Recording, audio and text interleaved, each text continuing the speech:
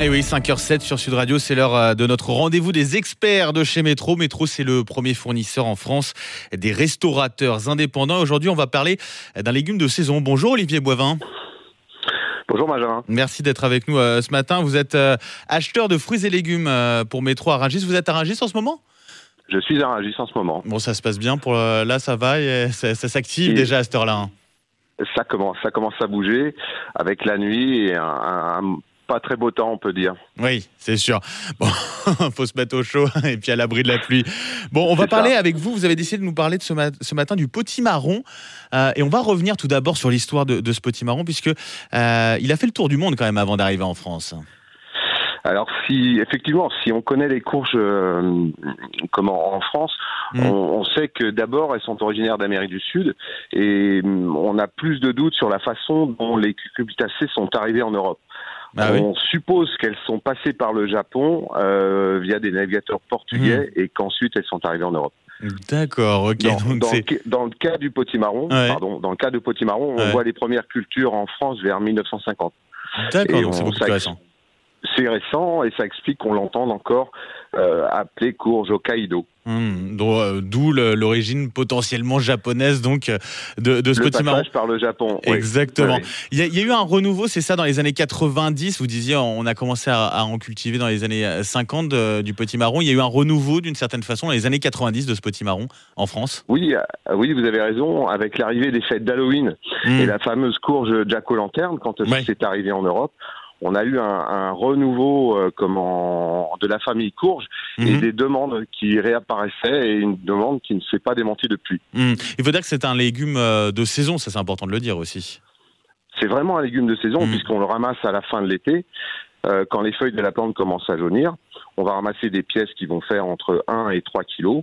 Et c'est un produit qu'on va conserver jusqu'au printemps, sans qu'il perde ses caractéristiques culinaires. Comment on l'utilise, ce potimarron ? Comment on va le manger, le déguster ? Alors tout le monde connaît les courges, on en a tous vu sur les marchés, de toutes les couleurs, de toutes les tailles. De toutes les tailles. Mais la grande énigme pour la majorité d'entre nous, c'est comment les utiliser. Et là, ça tombe bien parce que le plus connu et le plus facile à utiliser, c'est le potimarron. S'il a un gros avantage, on n'a pas besoin d'éplucher. D'accord. Ah oui. Donc on peut le préparer comme ça. Alors, en plus, il cuit très facilement. Donc, entier, c'est 10 minutes de cocotte pour un velouté. Coupé, on peut le couper. On le fait à la vapeur pour des purées, des gratins, des chips. On voit certains chefs qui le proposent en frites de potimarron. D'accord. Et on a même des râpés de potimarron cru qui apparaissent. Sympa. Comme une carotte. Comme une carotte, c'est ça. Puis il paraît que c'est un goût aussi plutôt savoureux. Ça, c'est pas mal pour les enfants, pour nos enfants, c'est ça ? Ah, effectivement, c'est très facile d'accès puisque c'est doux et légèrement sucré. Et par opposition aux légumes comme le chou, le poireau, les navets, il va être beaucoup plus facile d'accès. Donc ça, c'est bien pour nourrir, pour donner des légumes à nos enfants. On peut jouer sur le potimarron du coup. C'est un produit qui est aussi bon pour la santé ? Alors, il est très riche en vitamines. Il possède tout le panel de vitamines. En plus, il est très digeste, peu calorique, et il contient 2 fois plus de carotène qu'une carotte. Donc c'est excellent pour le teint, important pour l'hiver. Bah oui, c'est important. Et puis en plus, ça réchauffe. Si on fait une soupe avec le potimarron, c'est sûr que ça fait du bien aussi. Ça réchauffe. Très bien. Ça se développe le marché du potimarron ces dernières années, ces derniers temps ? Alors, depuis les fêtes d'Halloween, en fait, tous les ans, on voit la demande croître. Et donc, nous, on travaille pour proposer un assortiment le plus large possible avec de semenciers pour développer toujours un peu plus la gamme.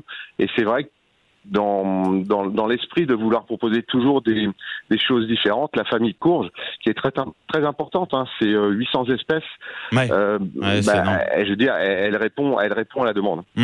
Vous voulez parler aussi du rôle important des insectes pollinisateurs qui sont menacés, et pourtant c'est très important notamment pour des produits comme le potimarron. Oui, parce que la famille courge, elle a besoin des insectes comme agents pollinisateurs. Si on veut conserver la famille courge et le potimarron, plus particulièrement le potimarron, on doit absolument conserver nos insectes. Et ils sont menacés, donc il faut absolument que ce message passe. On perd de plus en plus d'insectes, les pesticides, la société, la vie qui avance, comme Et c'est vrai si on continue comme ça, on risque de ne plus avoir de famille courge. C'est important, le message est passé. Merci Olivier Boivin d'avoir été avec nous ce matin sur Sud Radio. Je vous souhaite une très bonne journée. Donc à Rungis, voilà. C'est ça, merci, bonne journée à vous. Merci à vous, et je rappelle, vous êtes acheteur fruits et légumes. Donc à Rungis, effectivement, pour Métro. Métro.